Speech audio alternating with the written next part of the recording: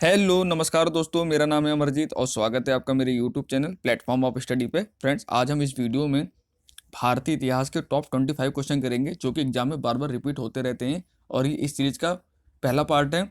इसमें मैं आपको टॉप 500 क्वेश्चन कराऊंगा एग्जाम से पहले हिस्ट्री के, जो कि एग्जाम में बार बार पूछे जाते हैं। तो इस वीडियो को पूरा जरूर देखिएगा और जिन लोगों को मेरी वीडियो की पीडीएफ चाहिए वो मेरा टेलीग्राम चैनल यहाँ से ज्वाइन कर लीजिएगा, जिसका लिंक मैंने वीडियो के डिस्क्रिप्शन बॉक्स में दे दिया है। ठीक है, तो चलिए आज की वीडियो की हम शुरुआत करते हैं पहले सवाल से। तो फ्रेंड, पहला क्वेश्चन है, अंग्रेजी संसद में भारत सरकार अधिनियम कब पारित हुआ? तो फ्रेंड, अंग्रेजी संसद में जो भारत सरकार अधिनियम पारित हुआ था, आप सबको पता है 1857 ईस्वी क्रांति हुई थी। ठीक है, उसके बाद तो पहले जो इंडिया का जो भी देख रेख होता था, जो भी आदान प्रदान होता था विदेशों से, वो ईस्ट इंडिया कंपनी के थ्रू होता था। बाद में क्या करा, ब्रिटिश जो रानी थी उसने अपने अंडर में भारत को ले लिया था। तो ये जो पारित हुआ था ये हुआ था 1858 में। Option number C. ठीक है ना। भारतीय राष्ट्रीय कांग्रेस का 1896 का अधिवेशन निम्नलिखित में से किसके लिए विख्यात है? तो फ्रेंड, जो 1896 का जो अधिवेशन हुआ था, इसमें क्या हुआ था, इसमें पहली बार जो राष्ट्रगीत गाया गया था।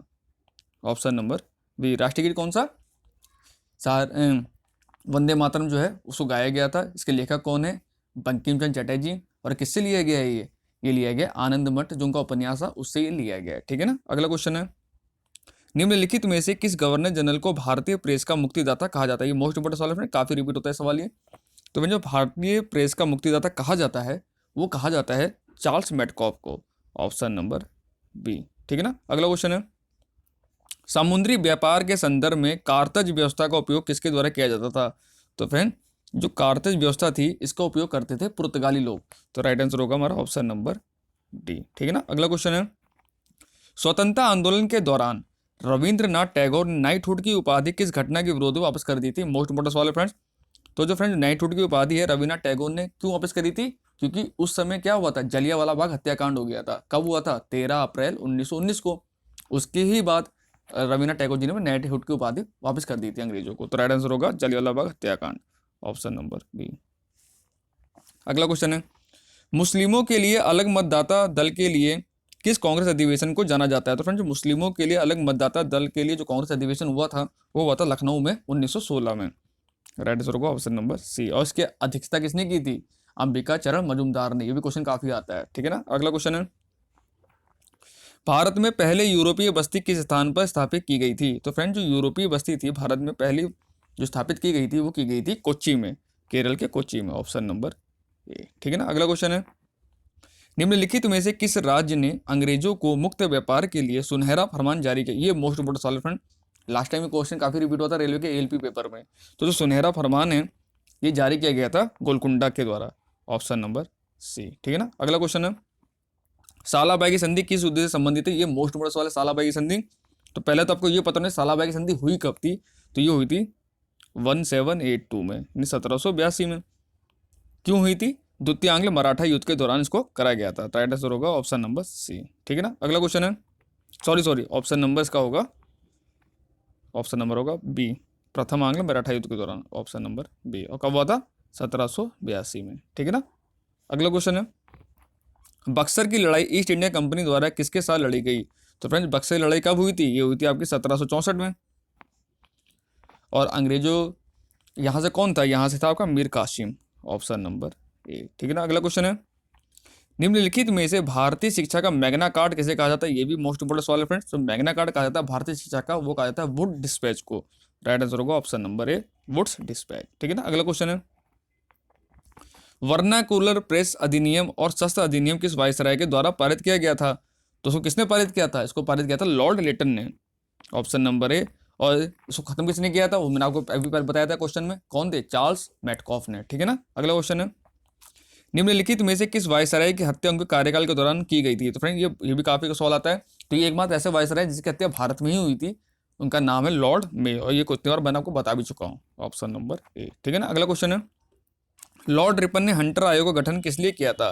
तो फ्रेंड, जो हंटर आयोग का गठन है ये किया गया था 1882 में। पहले तो आपको ये पता होना चाहिए। और क्यों किया था? तो भारत में शिक्षा सुधार के लिए किया था लॉर्ड रिपन के द्वारा। Option number B. और लॉर्ड रिपन से दो क्वेश्चन और बनते हैं। एक क्वेश्चन आता है, एल्बर्ट बिल का संबंध किस वायसराय से था? तो जो एल्बर्ट बिल था उसका संबंध लॉर्ड रिपन से था। दूसरा, भारत में स्थानीय स्वशासन का जनक भी लॉर्ड रिपन को ही माना जाता है। तो ये दो चीज भी आपको याद रखनी है, ठीक है ना। अगला क्वेश्चन है, निम्नलिखित में से किसे मराठा मैकियावेली कहा जाता है? तो फ्रेंड मराठा मैकियावेली के नाम से जाने जाते हैं वो है Nana Phadnavis, option number A, ठीक है ना। अगला क्वेश्चन है, श्रीरंगपट्टनम की संधि का संबंध किस युद्ध से है? तो फ्रेंड जो श्रीरंगपट्टनम की संधि है ये हुई थी आपकी 1772 में। कब हुई थी? तृतीय आंग्ल मराठा युद्ध के बाद, ऑप्शन नंबर सी, ठीक है ना। अगला क्वेश्चन है, महाद सत्याग्रह का नेतृत्व किसने किया था? तो फ्रेंड जो महाद सत्याग्रह है इसका नेतृत्व किया था डॉक्टर भीमराव अम्बेडकर जी ने। और ये कब हुआ था? ये सत्याग्रह हुआ था 1927 में, ठीक है ना। महाराष्ट्र के जो रायगढ़ डिस्ट्रिक्ट है वहां से ये शुरुआत हुई थी इसकी, ठीक है ना। अगला क्वेश्चन है, ईस्ट इंडिया कंपनी ने किस वर्ष बॉम्बे को पुर्तगालियों से प्राप्त किया था? तो आप सब जानते होंगे, जो पुर्तगालियों ने है, जो पुर्तगाली थे उन्होंने बॉम्बे क्या दिया था? ईस्ट इंडिया कंपनी को दहेज में दिया था। ये क्वेश्चन भी काफी आता है, दहेज में कौन से दिया था? तो बॉम्बे दिया था। कब दिया था? ये दिया था 1668 ईस्वी में, ऑप्शन नंबर बी, ठीक है ना। अगला क्वेश्चन है, गुलामगिरी नामक पुस्तक किसने लिखी? मोस्ट इंपोर्टेंट सवाल है फ्रेंड्स, काफी क्वेश्चन आते हैं गुलामगिरी पुस्तक। तो जो गुलामगिरी पुस्तक है ये लिखी थी आपकी ज्योतिबा फुले ने, ऑप्शन नंबर सी, ठीक है ना। अगला क्वेश्चन है, रविंद्रनाथ टैगोर को नाइटहुड की उपाधि किस वर्ष दी गई थी? तो इन्होंने वापस कब करी थी? 1919 में वापस कर दी थी। क्यों करी थी? जब जलियांवाला बाग हत्याकांड हुआ था। ये क्वेश्चन मैंने पहले करा दिया आपको। अब इनको मिली कब थी? ये क्वेश्चन भी आता है। तो ये इनको मिली थी 1915 में, ऑप्शन नंबर बी, ठीक है ना। अगला क्वेश्चन है, स्वतंत्रता के समय भारतीय राष्ट्रीय कांग्रेस के अध्यक्ष कौन थे? ये भी बहुत इंपॉर्टेंट सवाल है फ्रेंड।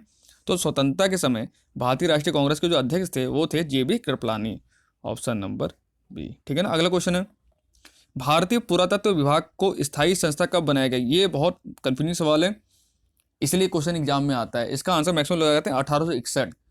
सोचते हैं 1861 में भारतीय पुरातत्व की स्थापना हुई थी, लेकिन स्थापना अगर पूछेगा तब तो आप आंसर लगाएंगे 1861। कन्निगम जो वो थे क्या ना, कन्निगम, हाँ कन्निगम के द्वारा करी गई थी। लेकिन इन्होंने ये पूछा है स्थायी संस्था कब बनाया गया, इसको परमानेंट संस्था कब बनाया गया? तो उसको बनाया गया था 1906 में। उस समय कौन वायसराय था भारत में? उसमें था लॉर्ड कर्जन, ठीक है ना। तो ये आपको याद रखना है। अगला क्वेश्चन है, सुभाष चंद्र बोस ने अंतरिम सरकार की स्थापना कब की थी?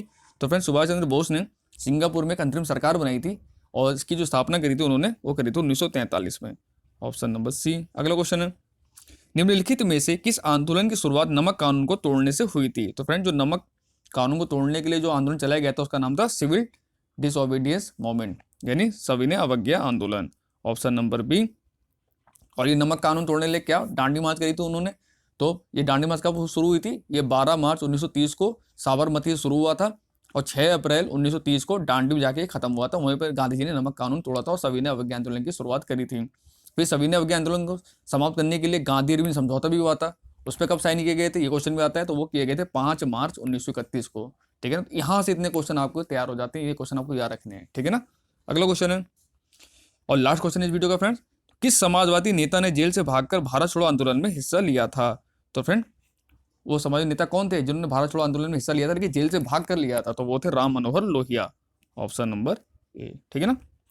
तो फ्रेंड्स हमारे 25 क्वेश्चन समाप्त होते हैं। आई होप आपको वीडियो अच्छी लगी। और 25 क्वेश्चन बहुत इंपॉर्टेंट क्वेश्चन है फ्रेंड्स, इनको आप याद कर लीजिएगा, कॉपी में नोट कर लीजिएगा ताकि रिवीजन करने में आपको आसानी रहो, ठीक है ना।